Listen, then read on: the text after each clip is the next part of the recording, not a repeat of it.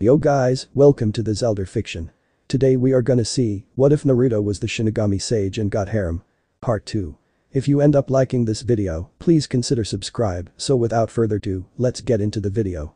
It had been 3 weeks since Naruto had arrived to Karakura town and decided to help Ichigo and Rukia. Naruto had to admit, it was actually a very interesting few days to him. First he showed up and watched a young substitute gain a Shinigami's powers and kill a hollow without any effort. Then got to spar against the sexy cat that held the title Goddess of Flash and even watched as Ichigo fought a hollow that he knew in life. Naruto had to admit that even though Ichigo didn't kill Sora, he definitely got past his own knowledge of what's underneath a hollow's mask. A few days later after that, he got involved in dealing with the conniving hollow that he and the others named Shrieker and sent him to hell where he belongs. Naruto still got a bad taste in his mouth just thinking about the hollow. Afterward, they finally freed Akechi and sent him to the Soul Society where he hopefully reunited with his mother.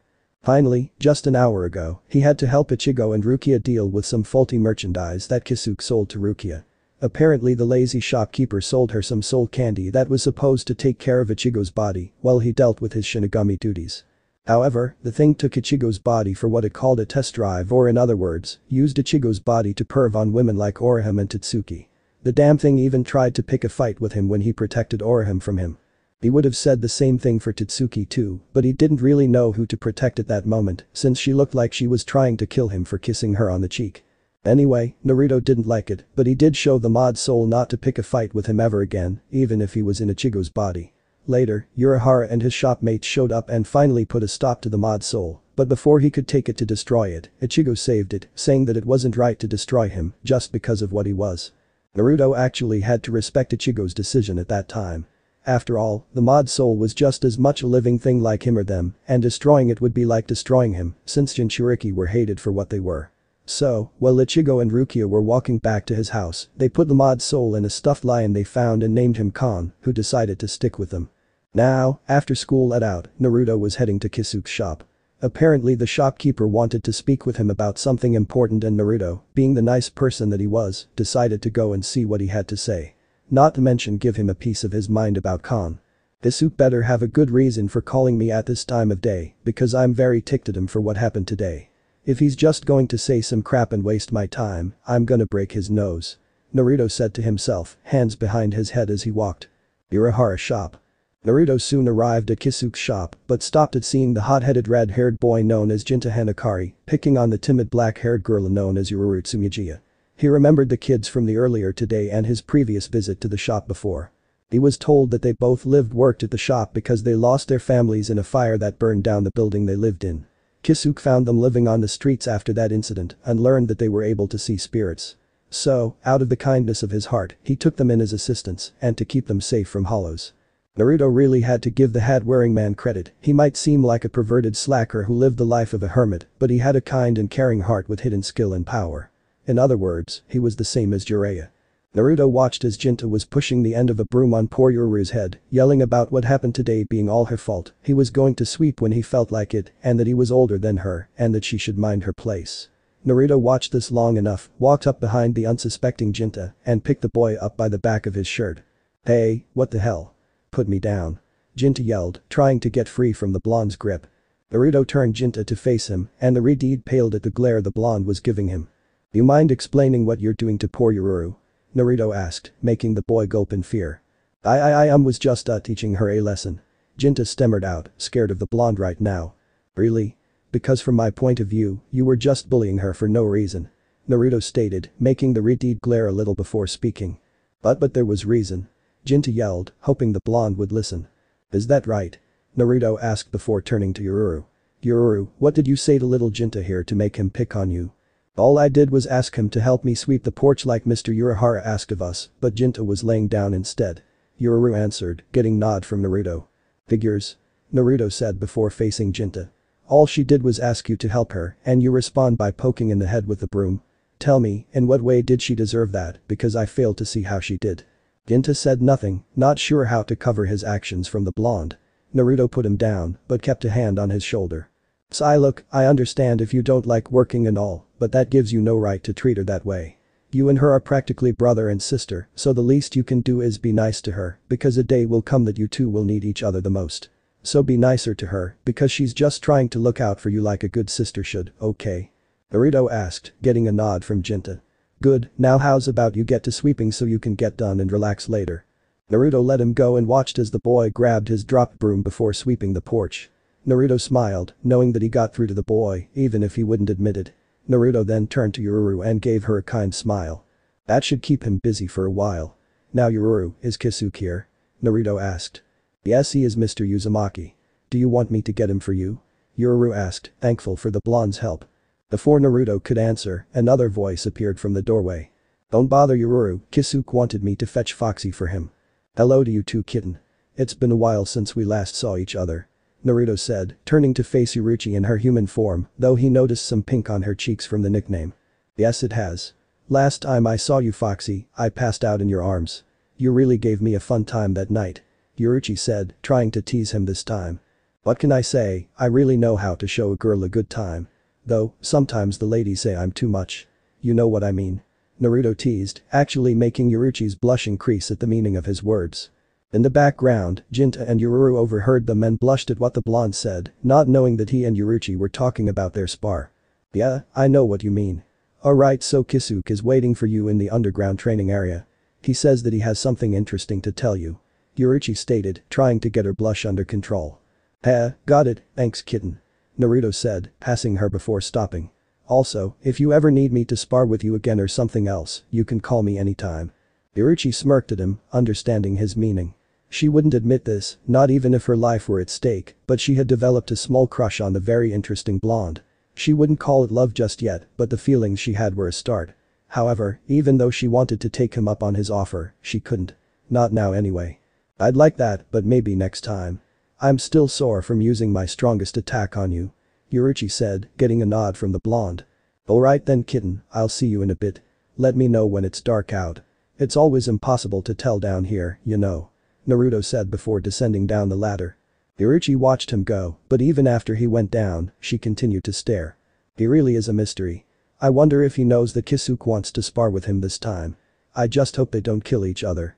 Kisuke might be lazy, perverted, and childish, but he's not to be taken lightly. Naruto on the other hand is unpredictable, powerful, and skilled. He even has a Zanpakuto that is still a mystery to us.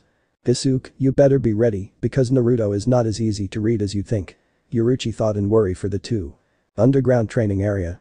After climbing down the ladder, Naruto found Kisuke waiting for him patiently down below. The lazy shopkeeper gave Naruto a smile as he walked towards him. Ah, Naruto, right on time. I take it you're wondering what I brought you down here for, correct? Kisuke asked only to receive a hit on the top of his hat-covered head. Oh, what was that for? That really hurt. Good, it was supposed to. Ask for what it was for, you know damn well what it was for. You sold Rukia a dangerous item that took control of Ichigo's body and got him into a lot of trouble. Do you even know what he did at school or even around town for that matter? He could have gotten his body killed. Honestly, I should hit you again for that. Naruto yelled, while Kisuke held his aching head.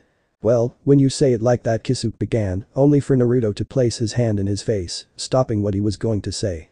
However, if you hadn't done such a thing, then Kon would have ended up just like his brethren. Destroyed all because of what he is by the very people who created him. So, I can't be completely mad at you, because Ichigo saved the little guy's life. Naruto stated, making Kisuke understand why the blonde was saying this. Kon reminds you a lot of yourself, doesn't he? All because you're a Jinchuriki, people would rather have had you killed because of what you hold inside you over give you a chance to live. Kisuke said, getting a nod from Naruto.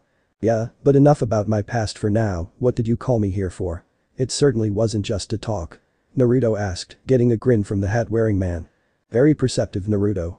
You're right, I didn't just call you down here to talk. No, I called you down here for some training. Kisuke stated, getting Naruto to raise a brow in question. Training? For what? Naruto asked curiously, getting Kisuke to become serious. Well, you see, I've no doubt that sooner or later the Soul Society will notice Rukia's absence and send someone to investigate. I'm not saying that someone strong will show up, but it is a possibility. Kisuke stated, getting Naruto to nod in understanding. I get it. In case a powerful Shinigami shows up, you want me to watch over Ichigo and Rukia. However, there's no way of knowing just who the Soul Society will send, so you want to train me in fighting Shinigami in case that does happen. Naruto summed up. Exactly. Kisuke said simply. I understand you are powerful, but this is just a precaution to be on the safe side. Alright, I'll take you up on your training then Kisuke. Naruto said, getting his fellow blonde to smile. Very good, but before we start, you should know this. In the Soul Society, or more specifically the Sarate, there are 13 squads, each with its own captain and lieutenant. These two Shinigami are known to be the strongest in the entire Soul Society. So, you have to be ready in case you should face them. Kisuke explained, getting a nod from Naruto. I got it now. You want to train me for when or if any of these people show up to find Rukia. In that case, I take it you were a captain or lieutenant once. Naruto asked. Yes, as matter of fact I was. I was the founder captain of Squad 12 or the Department of Research and Development. As the name implies, Squad 12 was responsible for doing research on all of its findings and developing technology for the Sarate. Kisuke said, making Naruto smirk. Oh? So you were the smartest man in the Soul Society huh? Boy, I guess that was a long time ago. Naruto stated, making Kisuke face fault before jumping back up. What are you implying? I'm still plenty smart. Kisuke yelled childishly, making Naruto chuckle. I'm sure. So, how are we going to spar? Naruto asked, getting Kisuke to stop yelling and grin. Simple, we're going to fight with our Shikai. Even though it's rare for a captain to have to use his or her Shikai or even their Bankai, that doesn't mean that they will hold back if you're a powerful opponent. Kisuke explained, seeing that Naruto had narrowed his eyes at the mention of using his Shikai. Our Shikai? No offense Mr. Hat and Clogs, but that might be a bad idea. I have no doubt in my mind that you are very skilled in your abilities, but I have to warn you that my Shikai is very powerful. Are you sure you want me to unleash its power? Naruto asked, knowing that if the man in front of him wasn't serious about this, he could very well die. I'm very sure. I have no doubt that it's powerful, but what better way to know how powerful it is than to test it against another's Zanpakuto? Especially as Zanpakuto of a former captain I might add. Besides, I should warn you myself that my Shikai is nothing to be taken lightly either. So trust me, you're gonna want to use yours. Kisuke said, knowing not to let his guard down in this bar after hearing the blonde's warning. Very well then, if that's how you feel. Let's begin then.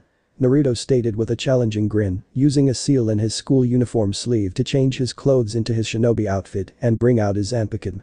Kisuke smiled at his fellow blonde before grabbing the handle of his cane and unsheathing a thin blade from the shaft. Naruto actually thought that was a cool way to hide his sword but said nothing, wanting Kisuke to release his sword first. Awaken Benihim. Kisuke said, his sword transforming upon the release of its name. Kisuke's Shikai took the form of a sleek medium-sized sword. The hilt's grip, which has a gentle black decorative wrapping, bends forward at the end with a pommel-shaped overlap 3 times and a crimson tassel dangling from its base. Instead of its tsuba, there is a U-shaped guard covering 3 inches of blade with a flower petal design. At the base of the guard is a red string wrapped thrice around the hilt with a 3-loop bow on the back side and a folded paper decoration on the front side. The blade's heimin is straight, colored black with a silver edge and is somewhat thicker than the cane-sealed state. It remains straight and slim with a somewhat short size, with the tip ending in a slanted razor-like edge instead of tapering to a point. This is my Zanpakuto, Benihim Red Princess. Careful, she's got an explosive personality. Kisuke said, getting an impressed nod from Naruto. I must say, you have an impressive Zanpakuto my friend. Now, to introduce my own. Naruto said before walking a good few feet away from Kisuke and drawing his sword. Burn forever Amaterasu. Upon the release of its name, the blade of Naruto's sword was covered by intense black flames. As a powerful Reiatsu was released, the black flames surrounded the blonde in large and wide expanding arcs. The release really reminded Kisuke all too much of head captain Yamamoto's Shikai, Rikyunjaka. The thought of having to face the old man's Shikai made the shopkeeper sweat. I see, so that's why he warned me about his Shikai. I must say its power is very similar to the old man's. I'm actually afraid of his Zanpakuto. If this is just from him releasing his Shikai, just what will I be in for when he attacks? I guess I'll find out. Kisuke thought, trying not to show any fear. This is my Zanpakuto. Say hello to Amaterasu or the sun goddess. Be warned, she has a fiery personality that could match your Benihim's explosive one. Naruto said, pulling the flames surrounding him back to his sword, thus leaving the blade covered in the black fire. Good evening master. A feminine voice mentally greeted the blonde. My, it's been a while since you last used my Shikai. Does this mean I'm finally going to get to face a strong opponent? You bet Amaterasu-chan. Get ready, because we're facing a former captain from the Soul Society. Naruto mentally stated, getting a nod from his Zanpakuto. Interesting. I must admit that I've never seen a Zanpakuto like that before, at least not one with black fire anyway. I'm curious though, how long did it take you to achieve your Shikai and master it? Kisuke asked, knowing that it couldn't have been easy to control such a powerful Zanpakuto. Heh, it took me a month to learn the name of my Zanpakuto and achieve her Shikai. It also took me at least a few more months to master her abilities. Ask for my Bankai, since I know that it's on your mind, it took me 3 years to gain and master. Naruto answered, the last sentence surprising Kisuke. That's amazing my blonde friend. Not only for gaining and mastering your Shikai, but also in doing the same with your Bankai, which normally would take a Shinigami 100 years. To achieve it in such a short time is a very impressive feat. Kisuke complimented before raising his sword. But enough about that, let's begin our spar shall we. The first to make his move was Naruto, who charged at Kisuke. Said shopkeeper quickly blocked the strike, but was thrown back by the power behind the attack. Before he could regain his balance, Naruto shunpoed behind him with his sword ready to strike, but what he called surprised Kisuke. More shy. Naruto yelled, swinging his sword multiple times, each swing unleashing an arc of black flames. Kisuke quickly stomped his feet into the ground to slow himself down, before he turned toward the upcoming flames and raised his Zanpakuto. Scream, Beniham. Kisuke yelled, unleashing a powerful arc of red energy that cut through the flames and hit Naruto. Before Kisuke could worry though, he dispelled into smoke. The real Naruto then appeared above him with his sword over his head. At this, Kisuke quickly blocked the attack, causing a small crater to form under him, while Naruto jumped off. They both stared at each other with a calculated look. I know what you're trying to do. Like me, you're trying to bepize your opponent. I'm not that easy to read hat and clogs. Naruto stated, making Kisuke smirk. Oh, so you figured out my game huh? I shouldn't be surprised because you have lived longer than even me. Why wouldn't you be trying to bepize your opponents too? Kisuke questioned before watching Naruto create multiple shadow clones that surrounded the former captain. Let's see you block this, more shy. Each Naruto yelled, unleashing the same attack from before on Kisuke. Said shopkeeper continuously shunpoing out of the way, desperately dodging the arcs of black flames. Unfortunately, some got lucky and hit Kisuke from all sides, thus burning him to a crisp. However, they failed to notice the shadow above them. Shibari, Beniham. Kisuke yelled, slashing his sword toward the Narutos. From Beniham's blade length, a condensed energy in the form of an elongated and somewhat narrow tangible blood-red net launched itself over most of the Narutos and trapped them on the ground. The net then further bound them by constricting their forms. Kisuke landed at the end of the net and stabbed his sword into it. The Asobi, Beniham, Juzutsunagi. Kisuke said, creating orbs of fire along the outside length of the net, which exploded like linked landmines in a domino formation, leading toward the bound Narutos before exploding in a huge explosion. I wonder if I got him. Kisuke said to himself. Not even close. Naruto said, making Kisuke turn to him in surprise, not sensing him there. Rikkenmuchi. After Naruto called forth the name, the black flames covering his blade expanded until they took the form of a long and menacing serpentine dragon that glared at Kisuke. The shopkeeper actually felt intimidated by the new technique but kept a calm face. This is my second powerful technique. You better hope that you can dodge or block at Kisuke Urahara because the upcoming attack will end this spar between us. Naruto said, ready to attack. Yes it will. Let's see what your attack can do. Kisuke said, ready to end their spar himself. Naruto reared his sword arm back before swinging it, thus whipping the flaming beast toward Kisuke. Scream, Beniham. Kisuke yelled, unleashing a much larger arc of red energy from earlier at the dragon. As the attacks clashed, the dragon roared before breaking through the red energy and headed right for Kisuke, whose eyes widened before lifting his sword in front of him. Scream, Chikasumi no Tate. Kisuke called, forming a hexagon-shaped crimson barrier in front of him. The dragon hit Kisuke's shield head-on and actually forced the blonde man to ground his feet into the dirt as the attack was more powerful than he had thought. Much to his shock, his shield began to crack. This isn't good. If my shield breaks I'm dead. Kisuke thought, his shield almost breaking. Before his shield could shatter though, the attack was stopped and the flaming beast was retracted back towards Naruto's sword, turning back into the black flames. Naruto watched as Kisuke panted, his shield disappearing into his blade. So, what did you think of my Shikai? Naruto asked with a grin, watching the man regain his breath. That was pant intense. I must say that I've never fought one like it before. If you continue to push with that last attack, you would have destroyed my shield in one for sure.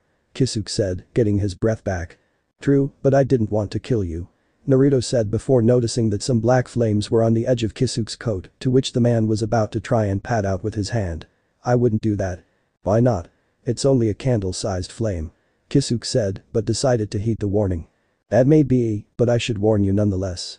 You see, the flames that make up my Shikai aren't like normal fire types Zanpakuto. Unlike regular fire, these flames are as hot as the sun, but the most dangerous thing about them is that they can burn forever. Not even water can put them out. I'm the only one who can will them to continue burning or burn out, thus making it the most powerful fire-type Zanpakuto in existence. Naruto explained, waving his hand towards the flame on Kisuke, making it flicker out. I see. It's just like the technique of the same name that you told me about. The Amaterasu that the Uchiha clan could use.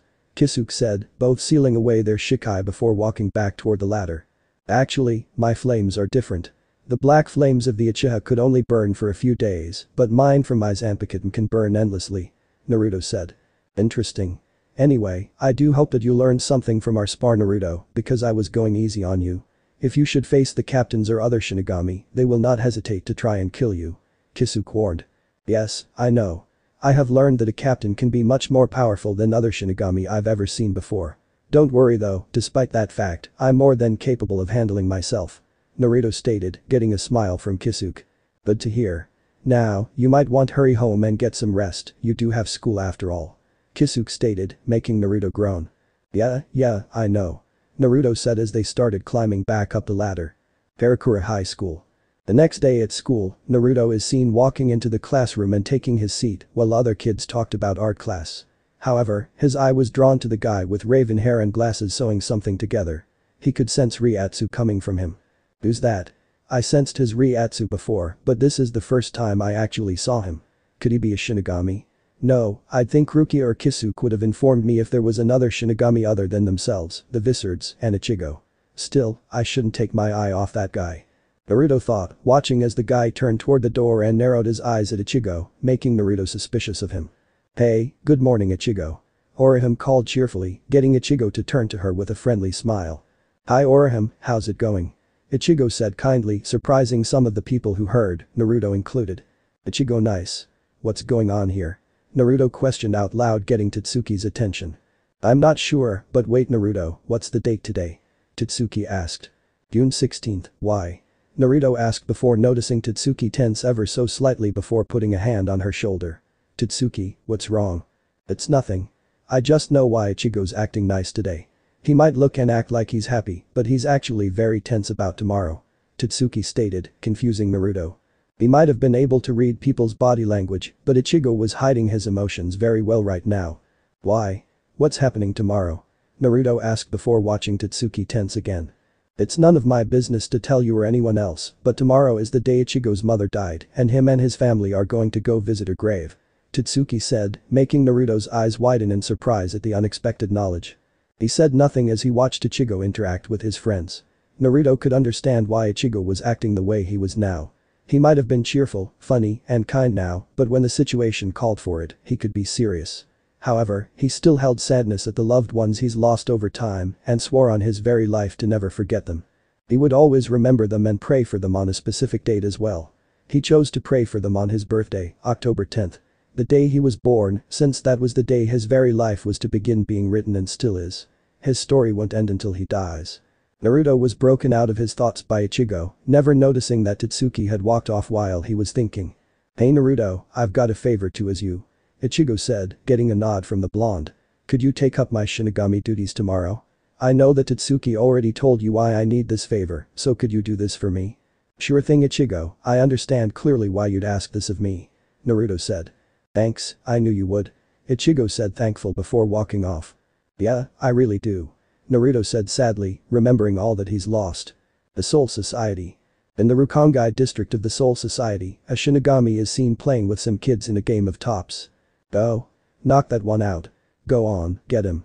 The Shinigami exclaimed before watching his top get knocked out of the ring. I lost weight, one more time okay. I bet I don't lose this time. Before they could play again, a hooded Shinigami appeared, catching the man's attention. Is something the matter mister? One of the kids asked. I forgot about something I need to attend to. The man said, making the kids frown in sadness. But we want to play more. A little girl said before he handed her his top. This'll help. He said, getting the kids to smile before running off to play elsewhere. The man then turned serious and followed the hooded Shinigami into an alley. So tell me, who is it today? The man asked his fellow comrade. Rukia Kichiki from Squad 13. The hooded one answered. Kichiki?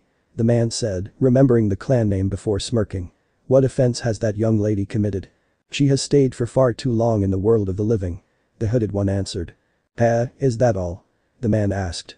I wouldn't be talking to you if that were all. There's something else going on out there. Find out what it is. The hooded one stated. So you're saying I can get rough if I have to? The man asked as his fellow Shinigami walked past him. Take care of it, quickly. The hooded one stated before he shunpoed away. I will. Rukia Kichiki. The Shinigami said to himself. Naruto is seen in his shinobi outfit sitting on a high-up building. After creating a shadow clone to go to school for him, he headed out to look for any hollow activity. Right now though, nothing was happening, so he was taking a breather before he headed out in search of hollows again. Man, I'm bored. Naruto said, laying back and letting the sunshine wash over him. At the very least, something bad could show up so I can have a quick fight. This is what you get when you bring peace to the world, Naruto. Now that only you can use chakra, nobody can misuse it for war. Son Goku stated. Son Goku is right, kid. This is peace for you, boring and dull. Kurama said, understanding his host's boredom. Before Naruto can respond to the two Biju, he senses a Reiatsu that he doesn't recognize, making him stand up quickly. That Reiatsu, it's not that of a hollow. No, it's a Shinigami. Naruto said to himself before he starts running towards it at top speed. Damn, and they're near Ichigo and Rukia. Oh great. She skipped school today to be close to Ichigo in case a hollow appeared, didn't she? That's just swell. Karakura Cemetery. Rukia is seen sitting on the edge of a hillside, looking over the town. After Ichigo had told her that his mother died because of him and walked away, she had been thinking over what he said. Ichigo killed his mother? No. Rukia said, before remembering what she said to him. You have to admit that it is possible. A hollow might have killed her. I can't believe I said that. How insensitive. Rukia stated, ashamed of herself. Her backpack zipper then opened to reveal Kon. Hey Rukia, you-hoo. Kon said, getting her attention. What are you doing, Kon? I told you not to come out until I said so. Rukia said in irritation. Give me a break, I can hardly even breathe inside here, Rukia. I need oxygen stat. When are we going back home anyway? Kon whined. I told you before, it's my duty to always stay close to Ichigo so I can help him if a hollow shows up. I know he asked Naruto to do his job for him today, but that doesn't mean a hollow won't appear around here for him. Rukia stated, making Kon scoff. Hollows? You're like a broken record, Rukia, that's all you ever talk about. Hollow this, hollow that. I think you need to get out more. Maybe make some new friends, whoa. Kon yelled as Rukia stood up, causing him to fall out of her bag before he climbed up to her shoulder. How about? SHH. Rukia shushed him, listening to her surroundings before hearing something and turning in the direction it came from. What is that? Kon asked in worry. Rukia said nothing as she walked to where she heard the sound and found a sleeping Shinigami laying under a tree on the path. She jumped back as he yawned and stretched his arms. That was a nice little nap. Huh? He questioned at seeing Rukia before smiling at her. Hello there, comrade. It's you.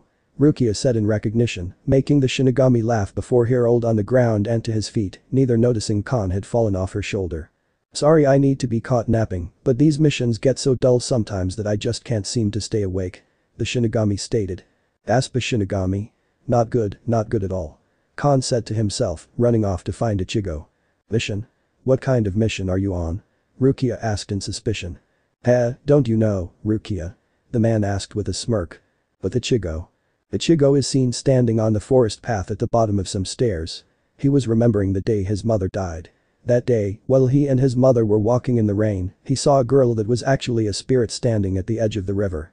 As he ran to save her, his mother chased after him. Afterward, he had passed out, but when he came to, his mother was dead after saving him from going into the river.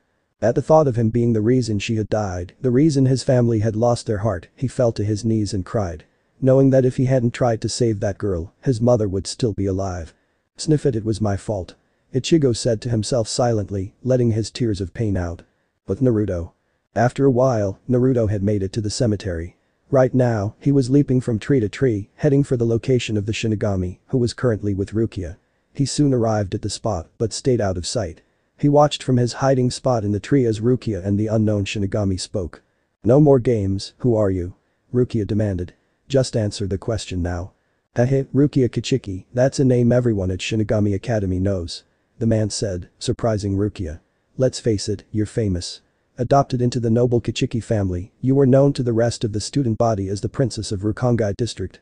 And I, of course, am Ikachirim Same. You remember me now, don't you? I was older than you, but you know my reputation. Rukia said nothing as she stared at the now identified Ikachirim Same. Maybe this'll ring a bell. They called me that really funny guy, right? Ikachirim asked, now standing over Rukia. I've never heard of you. Rukia stated, making him face fault before he regained his composure. Oh well, no matter. I suppose we should get down to business. Aikichirm stated, making Rukia get into a defensive stance. Hey, settle down. All you gotta do is answer a few questions. Oh wait. The stealth force. Rukia said, now realizing what squad he was in. Ding. Ding. Ding. Ding. Woohoo. That is the correct answer. Johnny, tell her what she's won. Aikichirm exclaimed while pulling a string on his hat that opened up the top with the kanji for correct on it. Would you just knock it off? Rukia yelled in frustration. From his hiding place into the tree, Naruto sweat dropped at what he was seeing. Firstly, this guy is weird. Second, stealth force. That's the same squad that she was in. Naruto thought as he continued to watch the two, while remembering the Shinigami girl he saved once. They're getting pretty irritated with you back there. They wanna know why you're still here. Aikichirm asked after having his fun, referring to the 13 court guard squads. I'm still here because the hollows keep coming. Orders come in too. It's simple as that. Rukia said simply. That doesn't explain why you're dressed like a high school girl. Aikichirm said, pointing to Rukia's yellow dress. What? What's the difference? I'll wear whatever I want to. Rukia yelled defensively. Don't be embarrassed. It just looks like you're finally growing up into a woman. Aikichirm said, confusing the short girl. What's that supposed to mean? Rukia questioned, making him laugh. Haha, stop, you're killing me. Why not admit it? You're involved with that kid whose mother was killed by a hollow. The guy with the spiky hair. Aikichirm said, confusing Rukia even more. What are you talking about? Rukia asked, making Aikichirm get in her face with a knowing smile. You feel sorry for him or are you looking for fun with some other guy in the world of the living? Aikichirm asked, irritating the girl. None of your business, Aiden. Rukia said, making him laugh. Shut your mouth or I'll shut it for you. Nothing to be embarrassed about, my little flower. Everybody needs love and I guess the best you could do was a human to get all smoochy with. Aikichirm said before seeing Rukia's palms glowing with Ryatsu, making him jump back and get serious. No, huh? Too bad. That's the only excuse I think the Soul Society would have bought. If I don't get an answer from you that satisfies our superiors, I'll have to take you back. Even if it means dragging you by the hair. Are you threatening me? Rukia asked in anger. Could be. Aikichirm answered simply. Well said, I have no intention of returning until I'm done. Rukia stated. So I tried, but you leave me no choice. Aikichirm said, drawing his Zanpakuto. At this Naruto jumped from the tree and landed in front of Rukia, surprising both her and Aikichirm. Hey? Wait, where'd you come from? Hold on, you can see me. Interesting. Who are you, kid? Aikichirm asked, curious to know about the blonde in front of him. Naruto Uzumaki. Rikido Senin. That's all you need to know. Naruto answered, making Aikichirm raise a confused brow. Naruto Uzumaki. Huh, why does that name sound familiar? Aikichirm thought to himself. Naruto. When did you get here? Rukia questioned, yet grateful he arrived nonetheless. I've been here for a while now. I was waiting to see how this conversation turned out. Looks like it didn't go too well. Naruto stated, not taking his eyes off Aikichirm. I don't know what you think you're doing, Mr. Sage, but you might want to be smart and move aside. I'm here to bring Rukia Kichiki back to the Soul Society and I'm not going to let you get in my way. Aikichirm said, raising his sword. At this, Naruto inched his hand toward his Zanpakuto. However, a new voice stopped him. Rukia. Khan yelled as he and Ichigo showed up. Rukia, are you alright? Ichigo yelled before stopping and looking at Naruto. Naruto, why are you here and who's he? I showed up when I sensed this guy come into the world of the living. Ask for him, he's here to try and bring Rukia back to the Soul Society. In short, negotiations failed, so now he's trying to use force. Naruto answered, making Ichigo glare at the man. Huh, looks like you can see me too. I wonder, Aikichirm said, getting an idea as to what Ichigo was. Tell me about yourself, son. Just what do you do? Don't say it. Rukia and Naruto exclaimed in unison, only for their words to fall on deaf ears. I'm a substitute Shinigami. Ichigo yelled, making Naruto face palm. You and your big mouth, Ichigo. Naruto murmured. A Shinigami? Is that right? I'm still waiting for the punchline, cause that has to be a joke. Aikichirm said before looking at Rukia. Sigh, Rukia, that's a big mistake. What you done is considered a serious crime. What crime? Ichigo questioned before turning to Rukia. What's he saying? That's not important at the moment, Ichigo. Right now, Naruto began before rushing in front of Ichigo and blocking Aikichirm's strike with his now drawn sword. Never mind, just get the pill out of Khan. Ichigo nodded before grabbing Khan and getting a safe distance away to do as Naruto said, while said blonde held Aikichirm at bay. Not bad, you were able to stop my attack without even looking. Ikechirum complimented before Naruto threw him back. Naruto then charged him. He swung his blade, only for Ikechirum to dodge. However, he wasn't expecting Naruto to turn his body and kick him back. Before Ikechirum could regain his senses, Ichigo, now in his Shinigami form, had come from behind with his sword raised over his head. Ikechirum quickly used his momentum to angle his body past a downward slash. He tried to cut back, but Naruto came from the side with his sword swinging towards Ikechirum's head. This forced Ikechirum to duck under the swing. He then smirked at finding an opening. "I've got you." Ikechirum yelled, slashing through both of them, only to watch them disappear into smoke and be replaced by logs. "What? How the?" "Looking for us," Naruto and Ichigo yelled in unison, running at Ikechirum from both of his sides. Ikechirum quickly parried the fastest strike coming at him, which was Naruto's. He then blocked Ichigo's blade and pushed him back. However, just as he turned to slash at Naruto, the blonde's blade was inches from his face. Thinking on his feet, Ikechirum dodged a strike, receiving a cut on his cheek. He quickly tucked and rolled before getting to his feet. Ichigo then charged at Ikechirum, only to miss every slash he threw at him. However, they both failed to notice Naruto had yet to move. The reason behind this is because of another Reiatsu that he just sensed appear out of nowhere. That Reiatsu? It belongs to a hollow, but it can't be. Naruto mentally said, recognizing the hollow's Reiatsu. He then turned back to Ichigo and Ikechirum, both charged at each other with their blades raised over their heads. However, as they were about to cut the other down, Naruto appeared between them and grabbed their hilts, their blades stopping just inches from his face. "Naruto, what are you doing?" Ichigo questioned, making the blonde turn to him. "We've got trouble," Naruto said, just as Rukia's hollow detector beeped. Rukia pulled out her hollow detector and read it before speaking. "It's a hollow," Rukia exclaimed, making Ichigo run over to her. "Where is it?" Ichigo asked quickly. "It's here and it's powerful," Naruto said, getting everyone's confused attention. "Hold on, kid, what do you mean? You sound like you know this hollow or something," Ikechirum said, making Naruto turn to him. "I'll explain on the way there, but for now, this hollow has to be taken care of," Naruto said, before turning to Ichigo, who looked like he was about to protest. "I know you want to finish this scuffle, Ichigo, but not now. I sense that he's with your sisters right now." Ichigo was shocked by this and gripped his sword tighter. "Alright then, lead on," Ichigo said, Naruto nodding before he ran toward the location of Karen, Yuzu, and the hollow with Ichigo and Rukia close behind. "Hey, wait," Ikechirum called, only to be ignored before following after them. As they ran, Naruto was remembering the last time he'd faced this hollow. Flashback.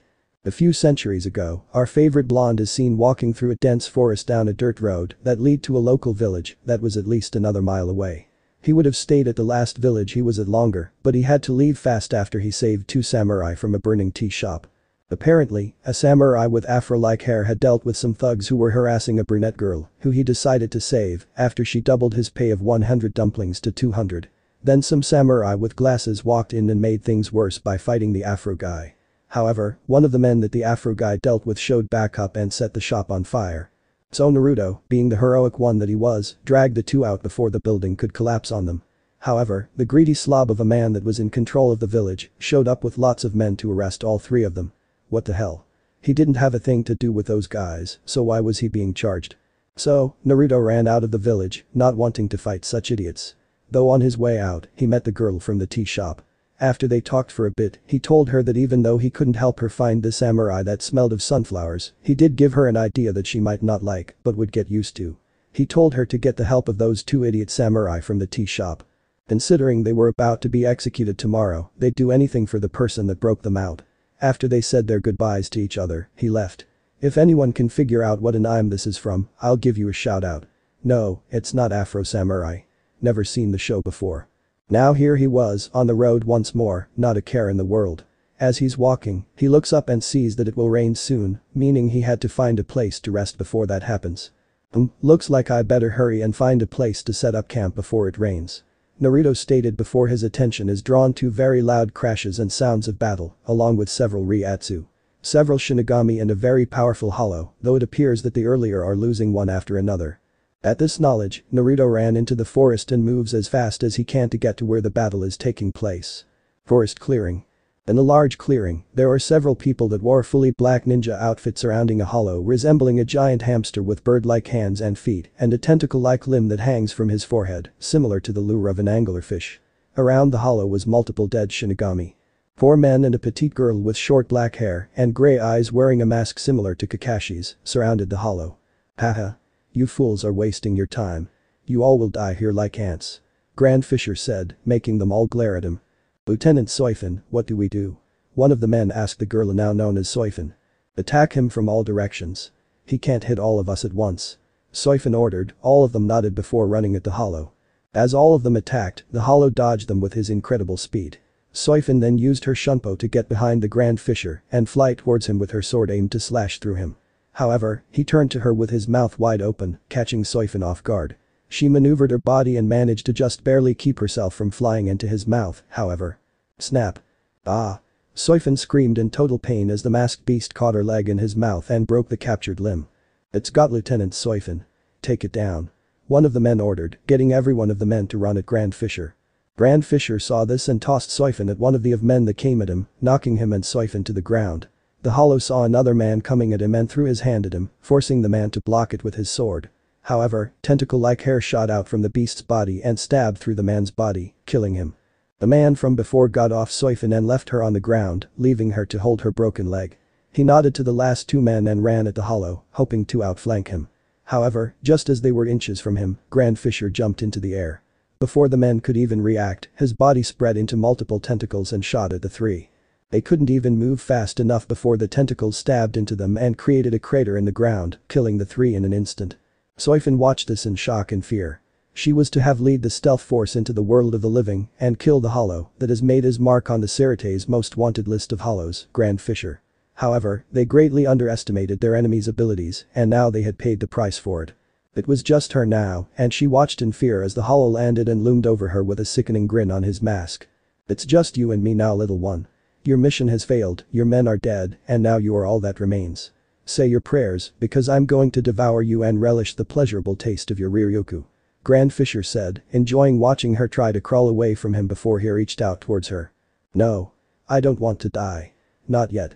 I still have to find her and beat her for leaving me behind. I can't die like this. Soifin thought, only to watch in horror as the hand came towards her. Please help me. Someone please save me.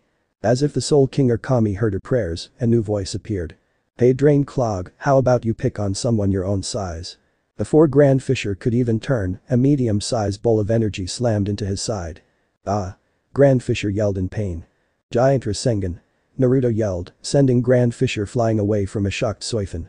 Said girl had just opened her eyes in time to watch the powerful hollow get sent flying by a spiky blonde-haired and blue-eyed boy with whisker marks who looked to be at least 18.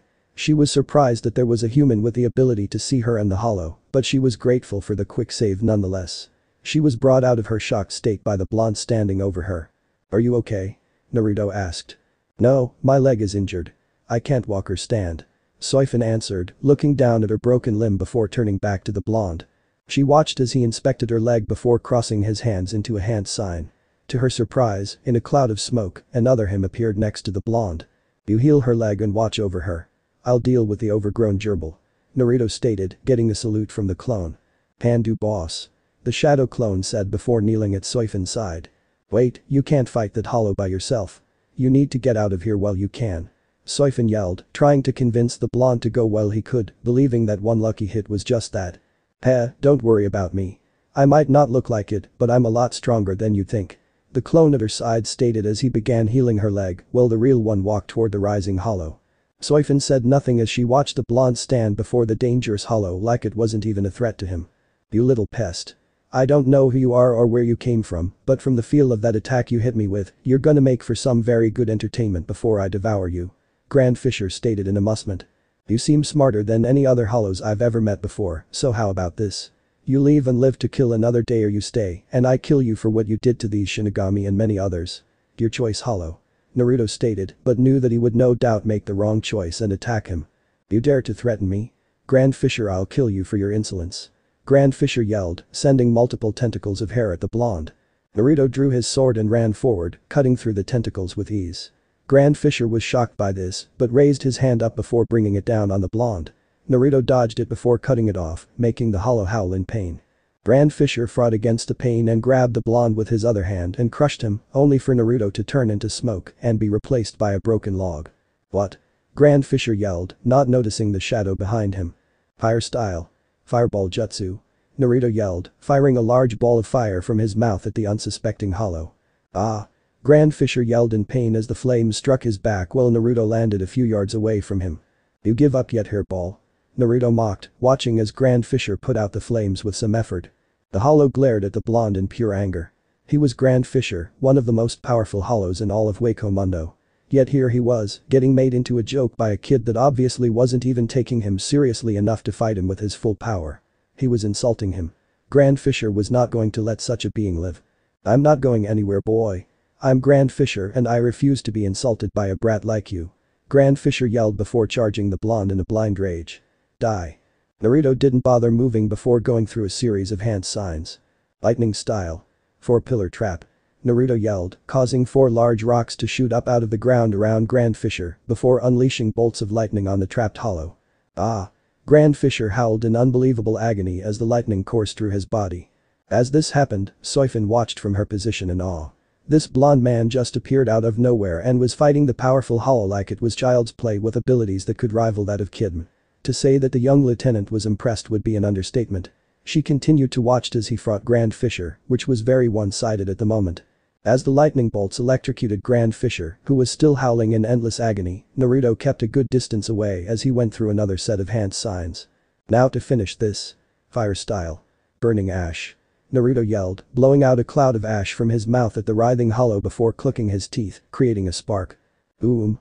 A massive explosion rang throughout the clearing as the ash ignited, engulfing Grand Fisher in a maelstrom of fire and lightning. After the explosion, the entire clearing was filled with smoke, resulting in Soifin and the Naruto clone coughing up a storm as they waved the smoke out of their faces.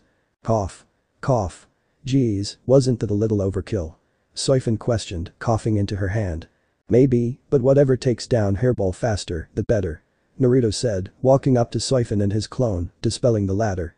How's your leg doing? It's better. How's my leg better? The bone was broken. Soifin said, moving her once broken limb without any pain at all, like it was never injured. How did you heal me? It's just one of my many talents. Naruto answered with his foxy grin, unknowingly making Soifin blush under her mask. So cute. Soifin thought before mentally shaking her head.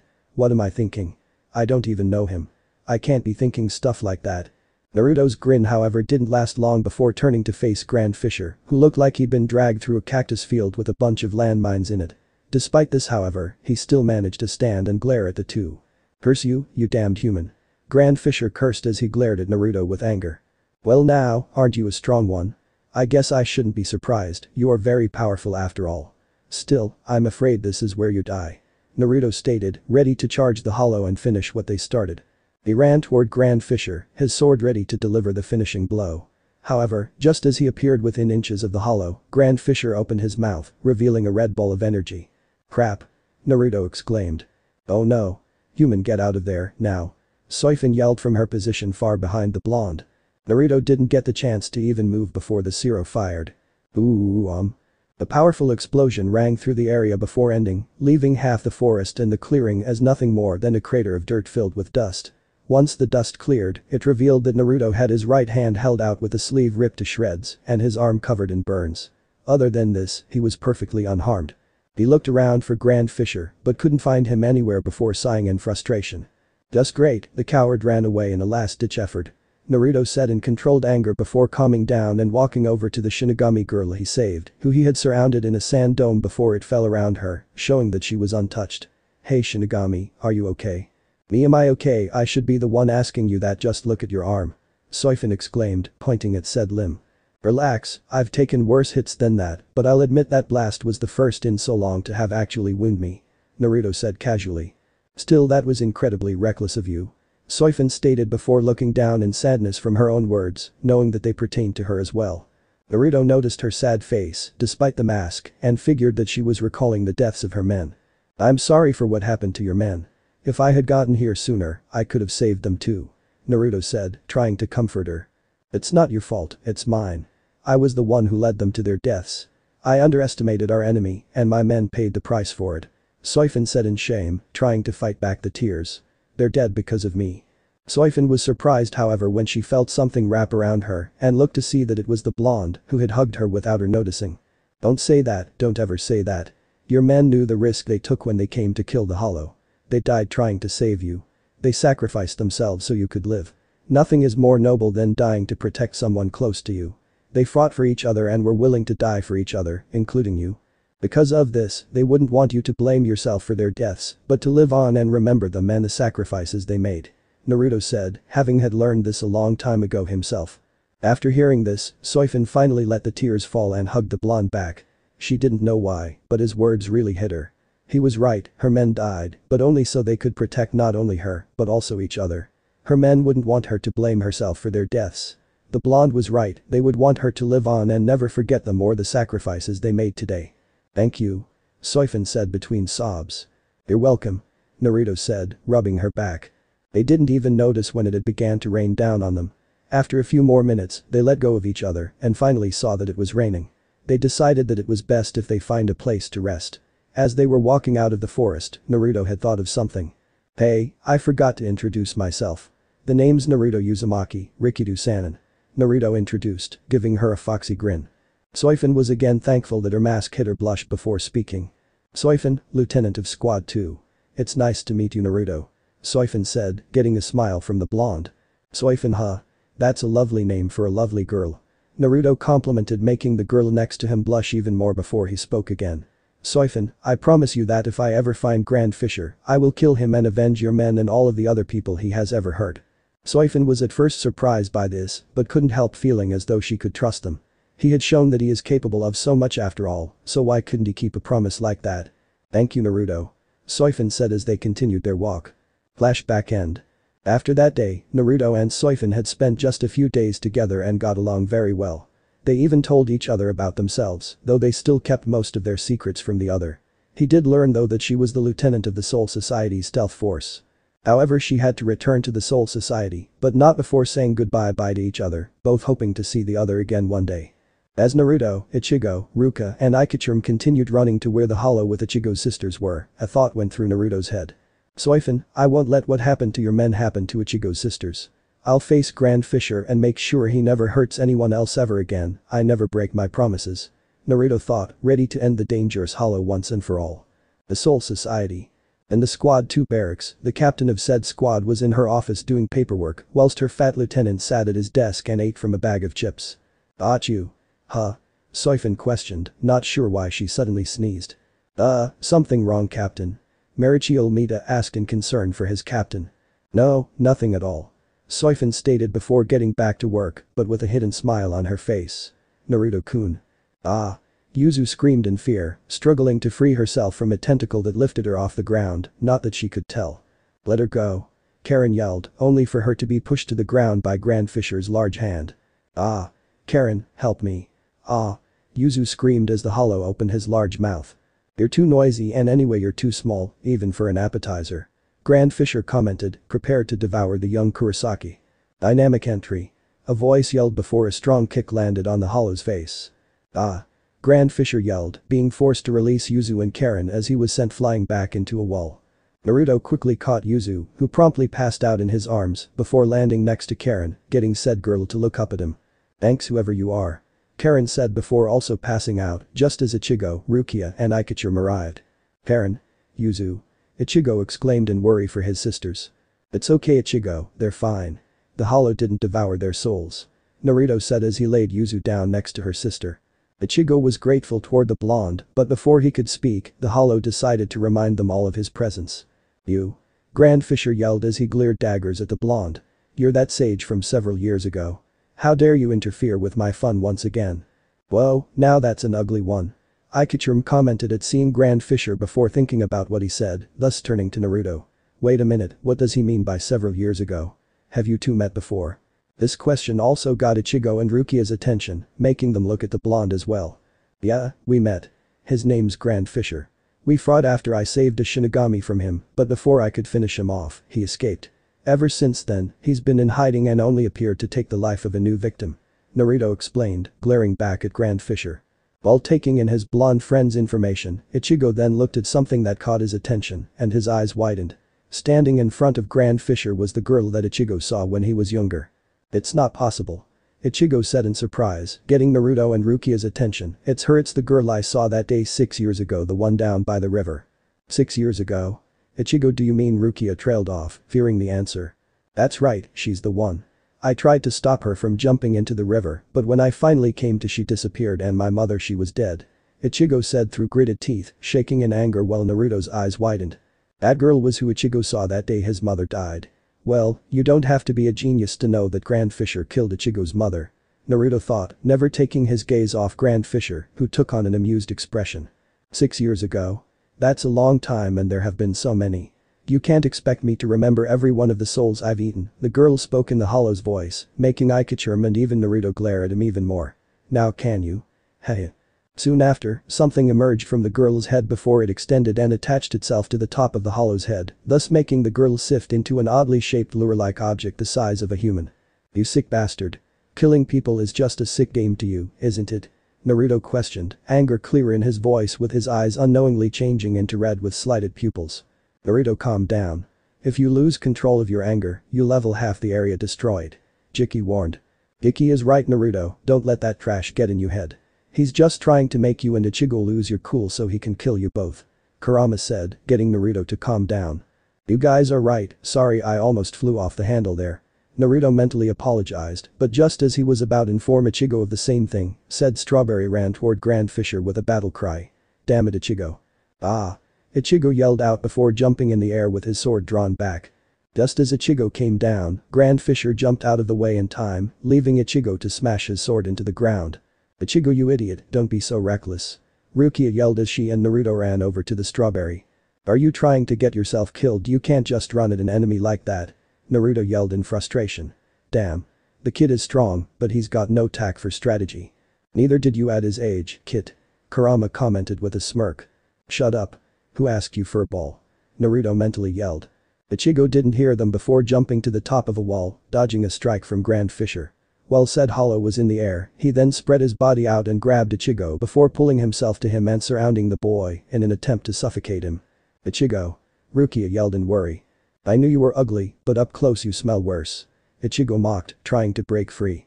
Naruto was about to attack the hairy hollow, but watched as Rukia drew symbols in the air. Disintegrate, you black dog of Rondanini.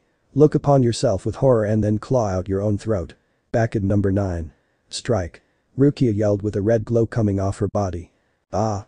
Ugh. Ah. Grand Fisher yelled out in frustration as the same red glow surrounded his body, preventing him from moving. How dare you interfere? Grand Fisher forced some of his hair to form a tentacle and launched it at a surprised Rukia. However, before the tentacle could hit, a shield of sand shot up from the ground between them and blocked it.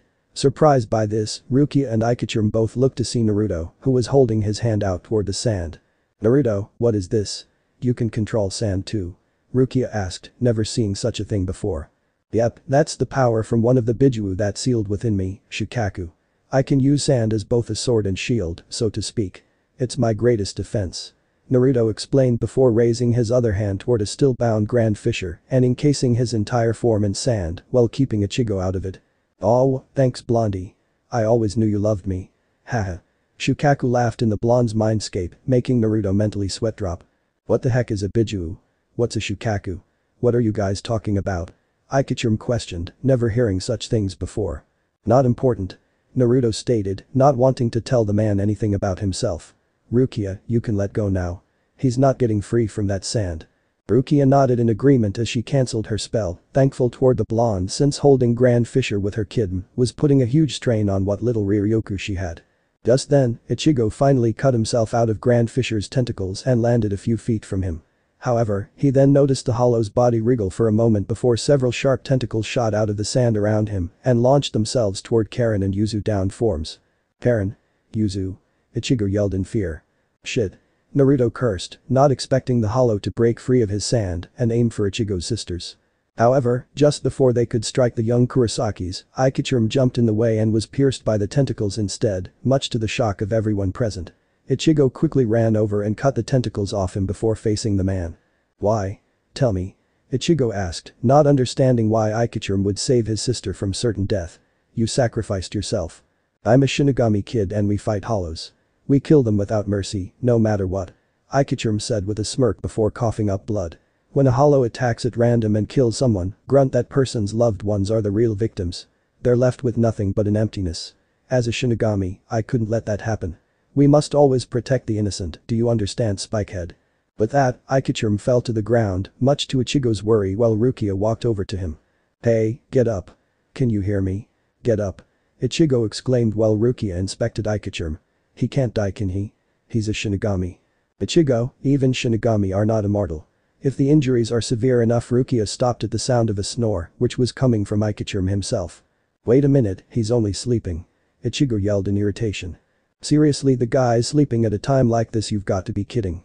Naruto yelled as he walked over to them, but kept his eye on Grand Fisher, who had managed to force himself free of his sand already. Pathetic, and he's supposed to be in the stealth force. Rukia. Khan called, running up to said girl in Ichigo's body before noticing Ikecherm. Whoa, this dude looks like he's leaking. Khan, take Ichigo's sisters and run. Rukia ordered. Hahaha. Grand Fisher chuckled as he watched them, his eyes mostly on Naruto though. Let him run, because I'm after you, Sage. I will make you pay for humiliating me. Nobody makes a joke of Grand Fisher and lives. Run where?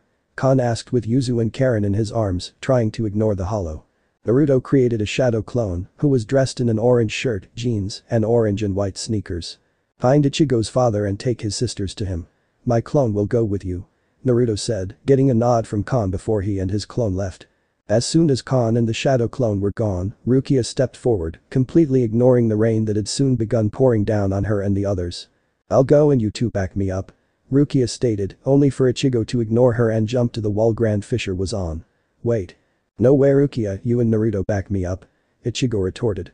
What did you say? Rukia yelled. I have to do this for my mother.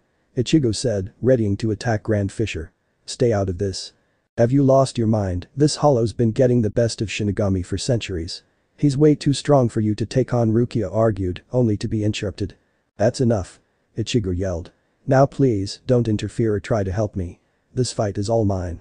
That look in his eyes, it's the same look as my own. Sigh, as much as I'd like him to get stronger though, Naruto thought before jumping and landing next to Ichigo, grabbing his attention. Naruto, what are you doing? I said that Ichigo was stopped by a sharp karate chop in the back of the neck, courtesy of the blonde. This surprised Rukia, who watched as Ichigo fell to the ground. Naruto, why? Ichigo groaned out as he looked up at the blonde.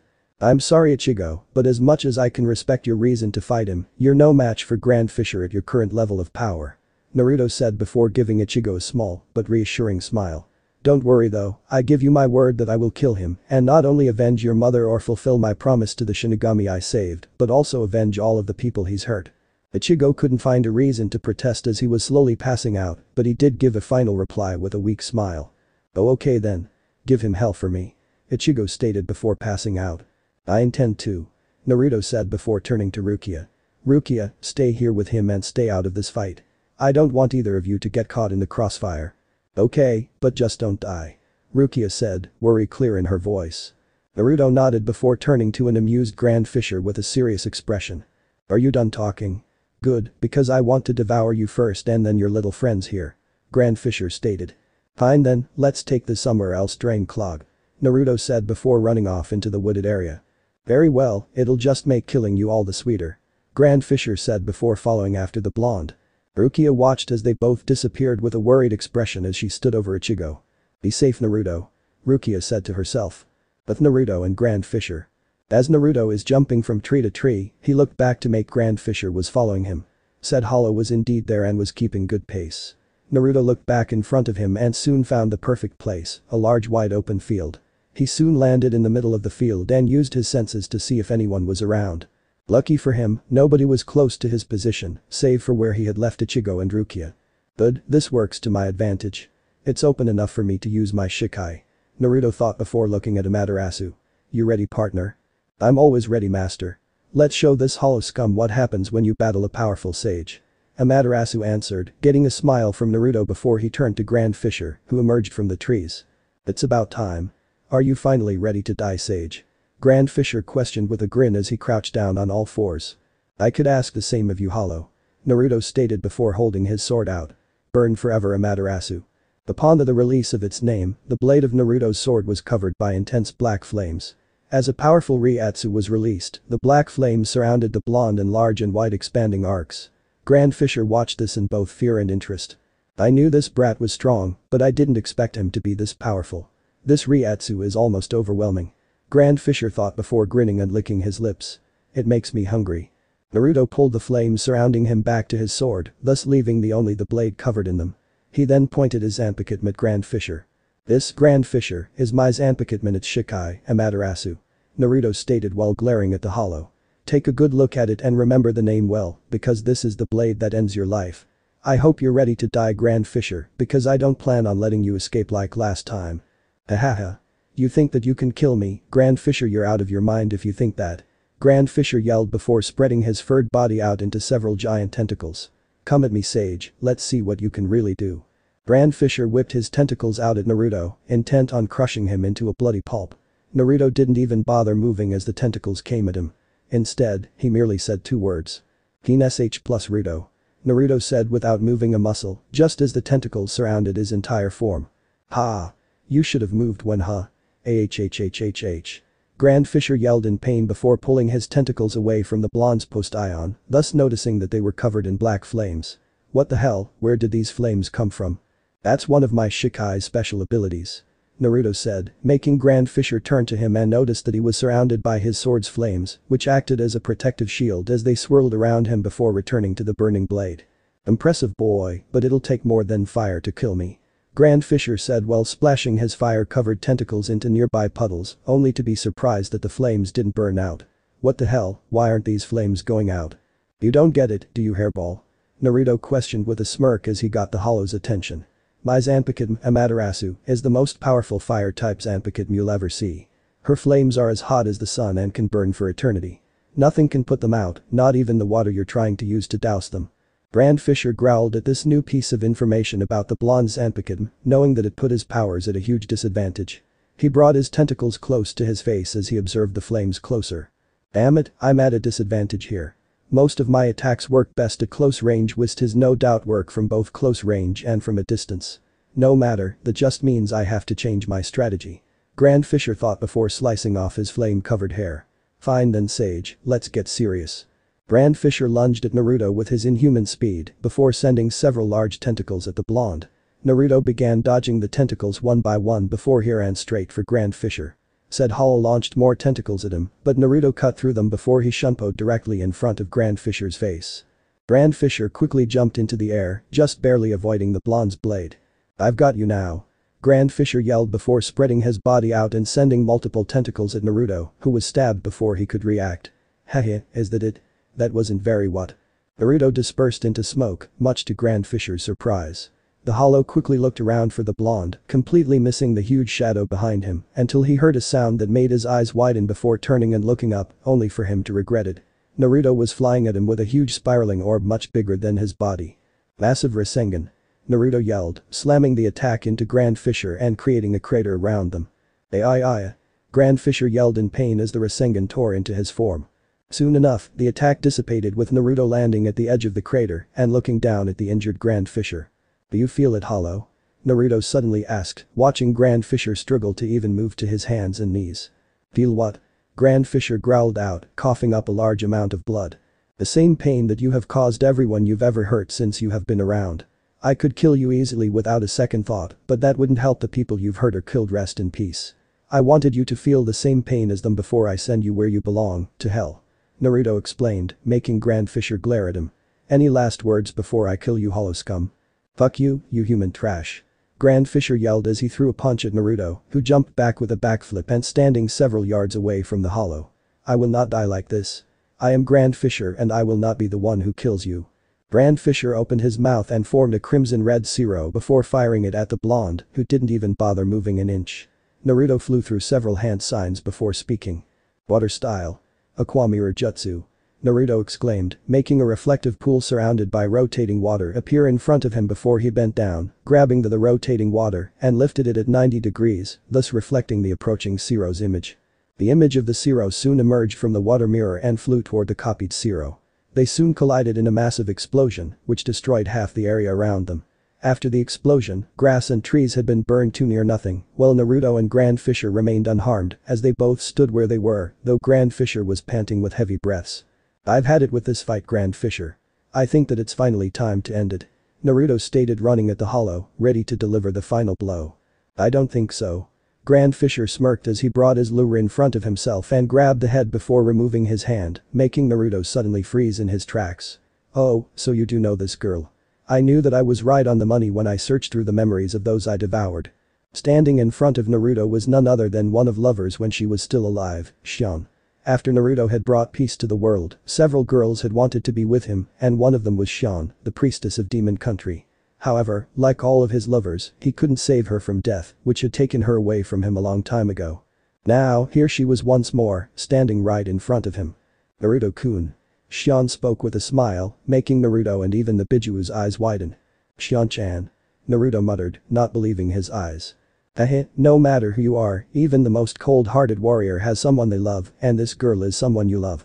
Grand Fisher with grin as he watched Naruto's shocked expression. Can you still draw your sword and cut through your own lover boy? Before Naruto could react, Grand Fisher threw a tentacle forward and stabbed him through the chest, much to the blonde's surprise. Naruto coughed up some blood, making Grand Fisher grin sadistically. This was the sight Rukia, Ichigo, and the now awake Ikachirum saw as they entered the clearing. Naruto. Ichigo yelled, ready to help his friend, only to be stopped by Naruto's voice.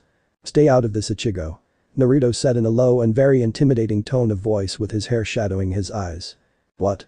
But Naru Ichigo stopped as Naruto turned to him, making the Strawberry, Rukia, and Ikachirum freeze up in fear. Naruto's eyes were blood red with slitted pupils and an expression on his face filled with so much anger that it would have made a pissed-off Saitama punch himself to death out of fear. I said stay out of this. Naruto yelled, releasing a large amount of chakra that scared everyone in the area, Grand Fisher more than the others as the blonde turned to him. Ask for you hairball, all you've accomplished is adding fuel to your funeral pyre. Grand Fisher quickly tried to pry his tentacle out of Naruto, but said blonde grabbed it in a vice-like grip. Before Grand Fisher could move or even think, Naruto was in front of his masked face and slammed a powerful fist into the hollow's mask, smashing several teeth out as the hollow was sent flying back into the dirt. Grand Fisher tried to get to his feet but failed once Naruto shunpoed behind him and kicked the downed hollow into the air. That was for Ichigo's mother. Naruto yelled before disappearing with shunpo. While flying, Naruto shunpoed above Grand Fisher and delivered a powerful axe kick to his face, sending the hollow towards the earth. However, Naruto appeared behind him, grabbed back his head, and spun the disoriented hollow in midair before throwing him even faster towards the earth, where Grand Fisher crashed into, creating a crater in the process with his body. Before Grand Fisher could even hope to breath, Naruto came down and slammed his outstretched feet into the hollow's body, making spit up blood. Naruto jumped off and out of the crater with his back to the hollow. That one was for Soifin. Naruto yelled, making Rukia and Ikachirum's eyes widen in shock. Wait. Soifin as in the captain of Squad 2. My squad captain Rukia and Ikachirum both thought in unison, shocked that the blonde knew her in the first place, until Ikachirum had another thought. Wait a minute. That means this is the guy who saved Captain Soifin from certain death all those years ago when she was still a lieutenant. The guy she talks about when making the men train vigorously. Damn, no wonder she talked about this Naruto guy like he was unbelievable, this kid is powerful. Naruto turned to Grand Fisher with a powerful glare, seeing the hollow try using his lure again, but knowing that it was in vain. The hollow looked at Naruto in complete fear. How could you do this? I thought this girl Grand Fisher didn't get to finish because Naruto appeared in front of and slammed his foot over where Grand Fisher's windpipe was, choking the hollow. Don't you dare speak. Shion-chan was and still is precious to me, I loved her and miss her, but I'm not going to fall for your tricks. She's been dead for centuries now, and nothing could bring her back to me, and even if there was I wouldn't dream of using it because the dead deserve to rest in peace. Naruto stated before adding more pressure to his foot, making Grand Fisher try to get his leg off, but to no avail. But you hollow scum, have just given me another reason to kill you. You devoured many innocent lives, you've hurt many friends and families, and even more you've hurt people close to me. I'm gonna kill you for all that you've done. Please have mercy. Grand Fisher begged, only for Naruto to raise his sword over his head. You don't have the right to beg for mercy. You lost that chance the moment you devoured your first innocent victim. Now, burn forever in the depths of hell. Naruto stated as he brought his sword down and cut Grand Fisher down the middle of his body. And that was for Shion-chan. Aye. Grand Fisher yelled a blood-curdling scream as his entire body burst into black flames, burning him until the scream stopped, leaving Grand Fisher as nothing but dust. Naruto ignored this as he sealed away his Zanpakuto man walked out of the crater towards the three Shinigami. As he does, he feels a hand grab his shoulder, making him stop and turn to see who it is. Shion and standing next to her is Ichigo's mother Misaki, while behind them is every person Grand Fisher devoured. All of them smiled at him, thankful that he freed them from the sick and twisted hollow's body. Ichigo saw them too, along with Rukia and Ikachirim. They were surprised by this, but smiled nonetheless. They were all about to pass over to the Soul Society, but wanted Naruto to know just how grateful they were for his effort. Ichigo watched in both surprise and happiness as his mother walked up to him and hugged him. Words didn't have to be exchanged between the two, as the hug said enough. Naruto turned fully to Shion, who smiled at him. They stared at each other before leaning in and giving each other a gentle kiss that felt like it lasted for hours when in reality it only lasted a second before the two separated smiling at one another. Misaki pulled away from Ichigo with a kind smile before she, Shion, and every other soul began glowing, thus turning into Reishi and floating into the sky. Everyone watched as the souls left before Naruto turned to Ikachirim. "Hey Ikachirim, you still gonna drag Rukia back to the Soul Society or what?" Naruto asked, making the man sigh before turning to him. "Nah, not anymore. I think I'll let her stay here for as long as she wants while I go. Sorry to have inconvenienced you guys," Ikachirim stated, turning to leave. "But what about our superiors? What will you tell them when you get back?" Rukia asked Ikachirim, worried that he'd tell the 13 court guard squads about the 3 of them. I'll just make something up," Ikachirim stated before turning to them. "But I must warn you, our superiors will get suspicious and send someone else, and trust me they won't be as understanding as I am. Don't worry about us, we'll fight whoever they send no matter who it is, you can count on it," Ichigo stated, getting a grin from Ikachirim. "If you say so, Spiky. See you guys later," Ikachirim said before he shunpoed away, leaving the 3 where they were. As they began to leave the clearing, Ichigo turned to Naruto. "Naruto," Ichigo said, getting the blonde's attention. "Thank you, it feels like a heavy weight has finally been lifted off my chest, knowing that my mother was avenged and that she can rest in peace now." "No reason to thank me, Ichigo, because you would have done the same thing in my position," Naruto said, making Ichigo smile, knowing that he would have. Rukia couldn't help listening to the both of them with a smile of her own. "You did a good thing here today, Naruto. You averaged Ichigo's mother, thus making him stronger from it. You killed a hollow that has been a menace for far too long and freed each soul he ever devoured, thus allowing them to move on. You also fulfilled your promise to Captain Soifin. You and Ichigo both saved his family and protected me. You and Ichigo are both going to make things interesting for everyone, I just know it," Rukia thought, not knowing just how right she was. Once Ikachirim had returned from his mission in the world of the living, a captain's meeting was called to discuss what he found on Rukia Kichiki's unexplained absence. Now, Ikachirim stood before all 13 captains ready to give his report. Everyone quieted down once the head captain tapped his cane on the ground. "This meeting shall now commence," Jinrikisai Shijakuni Yamamoto stated, getting all of the captains' attention. "This meeting has been called in order to discuss the unexplained absence of one Rukia Kichiki, who has not reported back to the Soul Society in several weeks. Ikachirim Sadem here was sent to the world of the living not too long ago to find her and figure out why she has been missing as of late. You may begin, Sadem. Please, explain to us your findings." "Thank you, head captain. As you were all just informed, I was given the task to go to the world of the living and finding out why Rukia Kichiki has not returned to the Soul Society in the past few weeks. I managed to track her down and speak with her. She explained that hollows frequently appeared in the town, that since she is in charge of protecting the town, she has been unable to return due to this problem and has decided that it is her responsibility to deal with them when they appear." Ikachirim explained, hoping none of the captains noticed that he left out some things. However, one captain decided to speak up. "If I may say, there seems to be something missing from your story." Mayuri Kuritsuchi, captain of Squad 12 and the Department of Research and Development spoke up. "My scanners picked up a powerful Reiatsu of a hollow that appeared in your location. Normally I wouldn't care to bring something like this up, but my scanners also picked an anomalous energy reading that I've never seen before." Care to explain what it was? Ikachirim was able to hide his fear very well, being in the stealth force made it easy. However, he knew better than to lie to some of these captains.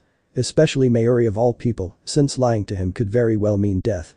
"I will be honest, I haven't a clue what the supposed anomaly was, Captain Mayuri. You see, while I was on my mission as requested, the Hollow Grand Fisher appeared and attacked Rukia and Ikachirim stated. This information surprised the captains who all have heard of the Hollow but never fought him, with the exception of one who fought the Hollow. Soifin remembered the Hollow well, because she never forgot the names of all her men that were killed by him. Not only them though, but also the name of the one who saved her life and found his way into her heart, Naruto Uzumaki. Soifin's cheeks turned pink at the thought of the one she fell very hard for, but quickly got it under control before anyone could notice and continued to listen to the conversation. When he attacked, he knocked Rukia and I out and was no doubt going to devour us. However, when I woke up, I found that I was still alive. Though, Grand Fisher was dead and Rukia was gone. I could still feel her Ryatsu, so that means she is still alive. So, with my mission complete, I returned to the Soul Society, and here we are. Aikichurm explained, managing to keep Naruto, Rukia, and Ichigo's involvement hidden. The captains all took in this information and thought on all that he said before the head captain spoke. This is all very interesting to learn, and the absence of Rukia Kichiki will be looked into, but for the time being, we will file the information on Grand Fisher away until further notice. Ask for this anomaly, if it should make another appearance, we shall send someone to look into immediately as soon as possible. Thank you for your time Aikichurm, you may go. Yamamoto stated, getting a nod from the man before he spoke again. With that, this meeting is now dismissed. While on their way out of the meeting, Soifin walked closer to Aikichurm before speaking to him quietly. My office as soon as we get back to the Squad 2 barracks, don't be late. Soifin whispered before walking off. Squad 2 barracks. Soifin's office. Once Aikichurm had made it back to his squad, he quickly made his way to his captain's office as instructed, knowing not to get on her bad side. He stood before her door before knocking. Enter. Soifin's called. Aikichurm entered and found the petite captain at her desk with a serious expression on her face as she watched him sit in the seat across from her. You wanted to see me, Captain? Aikichurm asked, but had a feeling he knew why she did. I know there's more to your story than you let on, Sadem. You know what happened to Grand Fisher and you know who killed him. I want to know the whole story now and who killed that monster. Soifin stated, but had a hidden hope that it was Naruto. Aikichurm sighed before he spoke. You already know half of the story, but some of it was either a small lie or hidden truth. Before I explain it though, I hate to ask this of you, Captain, but you have to keep this between us. The other captains will have my head if you tell any of them. Aikichurm stated. Just why should I keep it a secret from my fellow captains for you, Aikichurm? Soifin questioned, even though she would do it regardless if he asked her to or not. It's not for me, but for the three that were involved in Grand Fisher's death. Me being punished is one thing, but these three will be hunted down by the Soul Society for what really happened. So please, Captain, don't tell anyone about this. Aikichurm said, making Soifin mock think before she spoke. Very well, what is said will not leave this room under any circumstance. Now, tell me what really happened. Soifin said, getting a thankful smile from her subordinate. Okay, as I had said before, I did find Rukia Kichiki as was my mission and we did speak. However, there was something very important that I left out about her. Aikichurm began. Rukia Kichiki has given a human her Shinigami powers and utterly lost hers. This shocked Soifin, because every Shinigami knew that they were forbidden from giving a human their power ever since the first incident that it had happened and things went bad fast. Since then, it has become one of the biggest rules of the Seratate to never give your power to a human. Before Soifin could even think to go back on her word to Aikichurm, the man stopped her thoughts. Wait, Captain, before you jump to any conclusions, hear me out first. Yes, she has broken one of our biggest rules, but the one she gave her powers to is using them for good by doing her Shinigami responsibilities for her. Aikichurm stated, getting Soifin to stop any form of her thoughts at the moment. His name is Ichigo Kurosaki, a substitute Shinigami. I don't know the guy very well, but I can tell that this one won't be anything like the first one we ever had. He is willing to fight for others and not himself, he doesn't even misuse his new acquired powers. I see. Fine, I will ignore this piece of information on Rukia Kichiki and this Ichigo Kurosaki for the time being. Now, on to Grand Fisher and this anomaly that killed him. Soifin stated, wanting to know if her hopeful hunch was correct. Aikichurm inwardly smirked at her. He couldn't see it, but knew that his captain was quite hopeful at what he was about to tell her. Well, there was another person during this time. The one who fought Grand Fisher and killed him. Not only that, but said he did it to fulfill a promise to someone that he made it to centuries ago. Aikichurm stated, goading his captain on and almost laughing at the tinge pink appearing on her cheeks. The person that fought Grand Fisher was a man named Naruto Uzumaki, the Rikido Sennin. Soifin's cheeks burned red at the mention of the man she had fallen for so long ago, and her heart sped up from knowing that he still remembers her after all this time, and even kept his promise about killing Grand Fisher for her, in order to avenge her men that were killed by him. Naruto-kun, he still remembers me. Not to mention after all this time, he actually kept his promise and killed Grand Fisher. I couldn't be happier. Soifin thought in a rare form of happiness before quickly compassing herself. Thank you, Sadem, you may go now. And don't worry about me revealing the truth to the other captains, I promised I would keep this conversation a secret and I never break my promises. Thank you, Captain Soifin. Aikichurm said as he stood and turned to leave before stopping at the door. If you don't mind me saying, Captain, I think you two would make a good couple. Soifin blushed at what Aikichurm said as she watched him leave. She sighed at his words before she started thinking to herself. Naruto-kun, I'm happy to know you remember me just as much I remember you.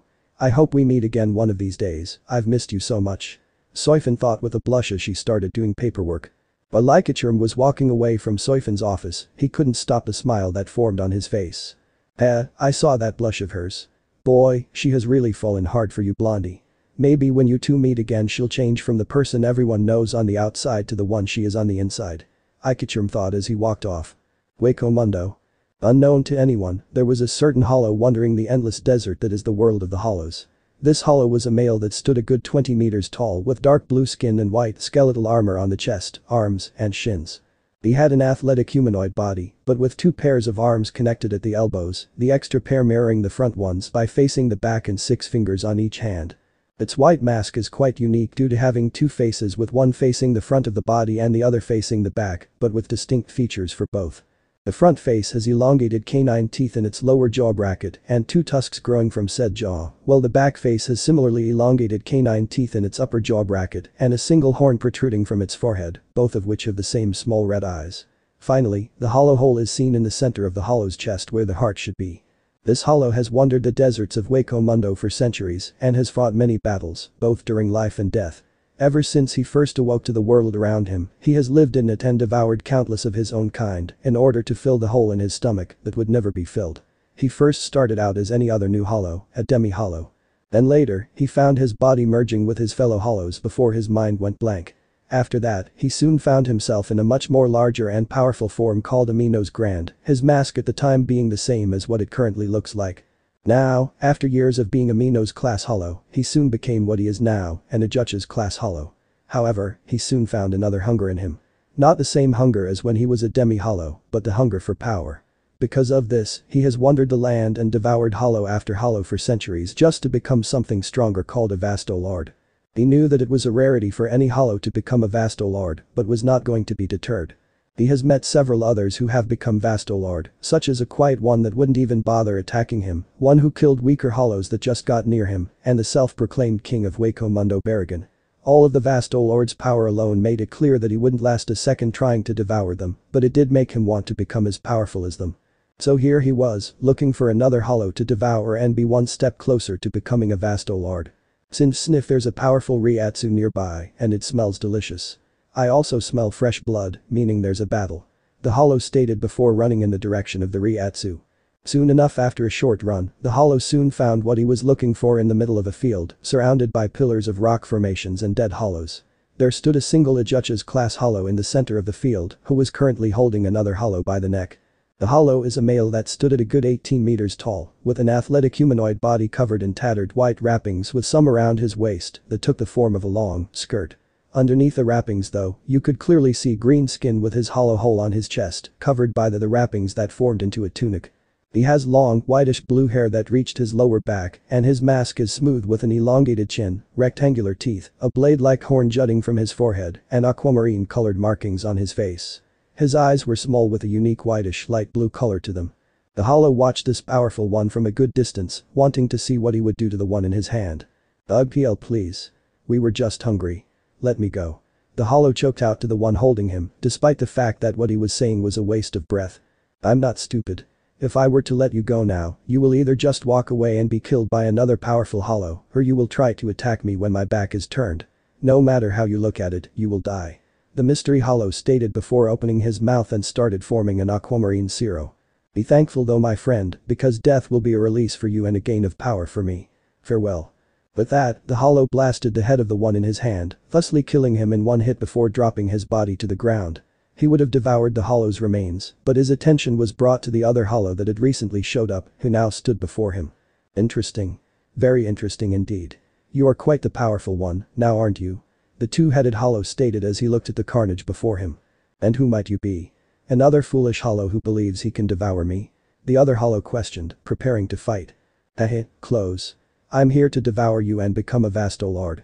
I'd ask if you would submit and allow me to devour you, but I can see that would be a waste of effort," the hollow said, gesturing to the bodies of other hollows. "My only option is to fight you and kill you." "Fine then, since you are going to try and do so anyway, I will fight you. However, might I know the name of my opponent? After all, I can tell that you are nothing like these other hollows that attacked me," the hollow stated. "When I was alive, my name was Madara Che." The now identified Madara introduced. Tenari Tsutsuki. The now identified Tenari introduced. Madara Chihaha. Yes, I've heard of you before when I too was alive as well. In fact, I was from the same time as you. I must say, I was angered by the way you misused your chakra. Though I couldn't punish you back then with the rest of humanity, this is just as good. Madara was curious about the Hollow's name and what he meant by punishing humanity for misusing chakra, but pushed those thoughts aside. After all, there was no point in worrying about a world that he didn't live in any longer. The two stood before each other, not taking their eyes off the other.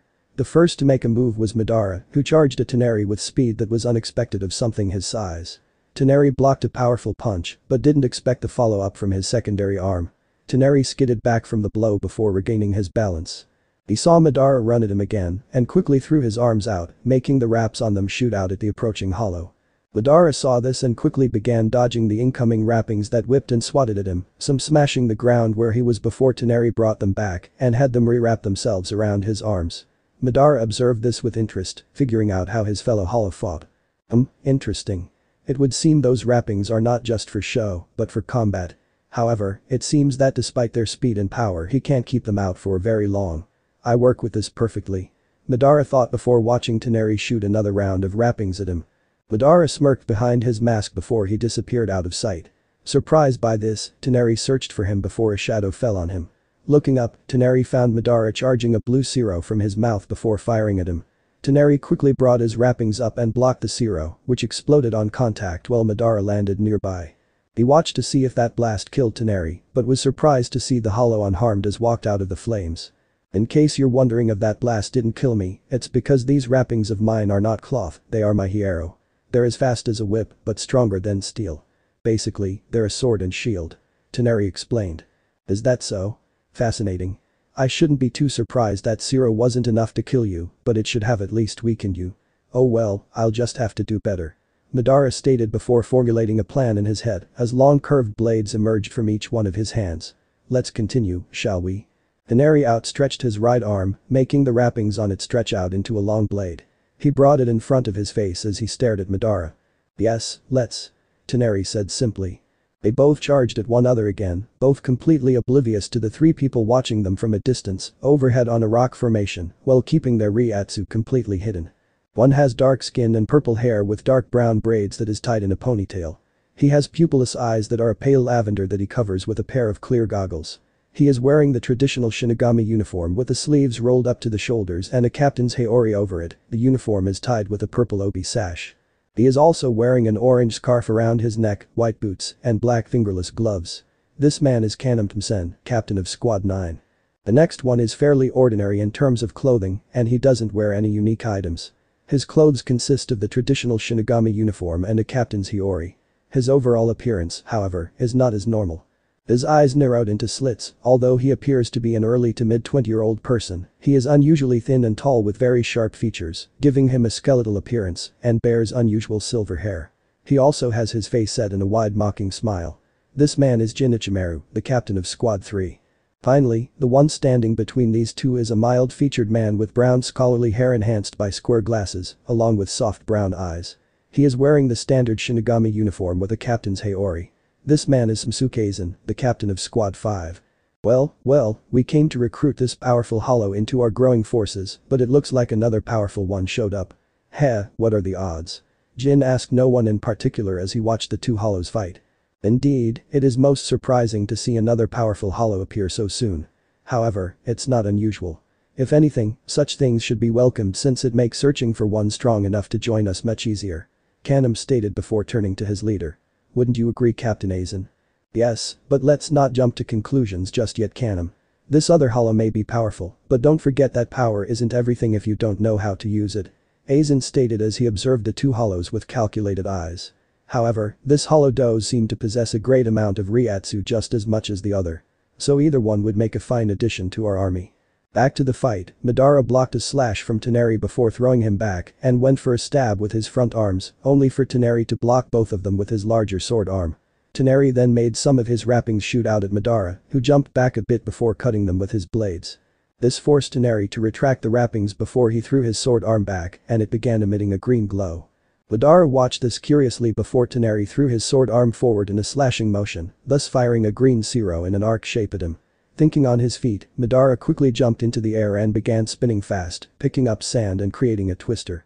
None too soon, multiple blue Zeros shaped like arcs came shooting out in every direction, causing blast after blast, and the ones that hit the green Zero to explode. As the smoke that was created began to disperse, Madara landed and searched for Tighnari. However, before he could react, said Hollow's wrappings shot up from the sand all around him and entangled his body. Madara tried to struggle free, but couldn't as the wrappings tightened the more he did. Madara watched as Tighnari rose up from the sand behind him. I'm afraid that this is the end for you, Madara. However, you lasted much longer than any other Hollow I've fought, so I will give you an honorable death. Tighnari stated as he raised his sword arm. I don't think so. Madara stated. Before Tighnari could move, the face on the back of Madara's head opened its mouth and fired a Zero right through the right side of his body, thus destroy half of Tighnari's chest and his entire right arm. Tighnari coughed blood as he looked at his injury in surprise. Taking advantage of Tighnari's shock, Madara ripped through the wrappings holding him and stabbed Tighnari with all of his blades. I am truly sorry for this, Tighnari, but you must realize that in this world it's the survival of the fittest. I promise you though, your death will not have been in vain. Madara stated as the life finally drained from Tighnari's hollow eyes before Madara released his dead body. Now then, time for the feast. As Madara proceeded to start devouring Tighnari's corpse, Aizen, Kanem, and Jin watched in fascination. Well now, it appears that an agreement was reached. Jin quipped, but got nothing but crickets chirping as a response. My, you two are cold. Their wit never gets old, Jin. Kanem stated dryly. Aizen said nothing as he continued to watch Madara devour Tighnari's body. Just as Jin and Kanem were about to get into a little argument, they both stopped as a powerful Reiatsu just suddenly appeared from none other than Madara. They watched as a blue Reiatsu emitted from the Ajucha's body before he began shrinking in size with his appearance changing. The Reiatsu around Madara soon disappeared, revealing him to now be standing at 179 centimeters tall, with waist-length onyx hair with shoulder-length bangs, framing the sides of his masked face, covering most of his right eye, both of which being a cold black and fairly tan skin showing under his mask. His mask is the same as his previous one, minus the face on the back, but with blue-green markings in the shape of flames over his eyes. His body was relatively the same as his previous one, but with white skin under the skeletal armored parts, which had blue-green markings on them as well. His hollow hole is still in the center of his chest, but is smaller than it previously was, about twice the size of a golf ball. Standing right before the three Shinigami was none other than a newly born Vasto Lord. Madara looked himself over and couldn't help but smirk at the power he felt. If anyone asked him, he would actually say that he felt even more power than when he was alive, but not as powerful as when he became the Jinchuriki of the 10 Tails, not that he's complaining. Finally, after so long in this Kami-forsaken world, I have finally become one of its most powerful creatures, a Vasto Lord. This power is so amazing. Madara commented before turning towards three Riryoku that were trying to keep themselves hidden. I don't know who you are, but even you should know that it's very rude to spy on someone without their knowledge. As if the three had heard him clear as day, the Shinigami shunpoed right in front of Madara. Said Hollow studied each of them cautiously because it wasn't like Shinigami, let alone a captain, just appeared in Hueco Mundo. He was on guard as the one in glasses stepped forward with calming smile, yet calculated eyes. Madara knew from one look that this man was the leader. Greetings, my name is Samsuke Aizen, and these are my associates, Jin Ichimaru and Kanem Tmsen. Aizen introduced them all to the Vasto Lord before continuing. Might I inquire as to what your name is? Madara Uchiha. Madara introduced. Tell me, Aizen, what brings three captain-class Shinigami to here to Hueco Mundo, and why were you watching me? I apologize for our actions, but we were merely obviously your battle in order to learn which of you were stronger, and from the looks of it, that was you. Aizen complimented at the end of his explanation. Ask for why we're here, we are searching for powerful hollows to join our cause. We plan to gather an army of hollows and overthrow the Soul Society. Overthrow the Soul Society, eh? Interesting cause, but what will an army of hollows do against the very people who protect that world? I don't mean to butcher whatever plan you have, but even with an army of hollows, we wouldn't last very long due to the most powerful Shinigamis, the captains. Madara stated, getting a smile from Aizen. This is all too true, my friend. That is why I plan to gather at least several Vasto Lord-class hollows to lead my army into battle. Aizen stated, getting an unseen eyebrow raised by Madara. Interesting, but very pointless. Bargaining with hollows and forming an army with them is hard enough as it is, since they will only want to devour each other, but finding several Vasto Lord will be quite difficult, since they are rare to come by. Madara commented before continuing. Even if you did come across powerful Vasto Lords, just how do you plan for this army you wish for them to lead to fight against the Soul Society? Most, if not all, would be killed without much effort. Aizen smirked at the intelligence this hollow displayed. Not only is he a warrior, but a very smart strategist in both on and off the battlefield. He needed this hollow in his army. Do not worry yourself about any vast, O Lord. I search for Madara. My army of hollows is not ready yet and will not be until I gain the means I need in order to, shall we say, evolve them. Aizen explained, obviously getting a raised brow from the hollow. Evolve them, you say? How so? Madara asked, interested in what the man would say. Quite simple really. Once I have gained the necessary means to do so, I will use it to give my army of hollows power greater than that of even a captain-class Shinigami. They will be given Shinigami powers and no longer be classed as simple hollows, but as something more. I classify this new being as a ranker. Aizen explained before holding his hand out to the vast O Lord. That Madara is why we are here. So tell me, won't you please join me Madara Uchiha and help overthrow the very beings who put you and other hollows down like dogs? I can give you a home, comrades, and power to do with as you please. Madara thought on what the man said. He didn't trust him of course, but what he had planned has really captured his interest. He didn't care about the hollows Aizen gathered, what happens to those of the Soul Society, or anything else the man was promising. However, his offer of power had garnered Madara's attention. With even more power than what he has now. Very well Smosuke Aizen, I will join you. Madara said simply. Excellent, if you will follow us. Aizen said with a smile as he, Jin, and Kanem turned and began walking with Madara following. Unknown to the three, Madara was smirking darkly under his mask. Aizen might think he has everything under and his manipulated hollows under his thumb, but he made a grave mistake in choosing Madara Uchiha as one of them, and he will soon know this when the time comes. I am not your nor anyone else's pawn Aizen. You and I are both kings on opposite sides in a game of chess with similar goals, but in the end, one of us will fall. When the time comes, that one shall be you Smosuke Aizen. Madara thought as they walked into the endless white desert. The end. So how was this part? I hope you like it. And if you like it, share this part with your friends and like the video too. And don't forget to subscribe our channel for daily awesome fanfiction. Okay, it's time for me to go. Bye bye.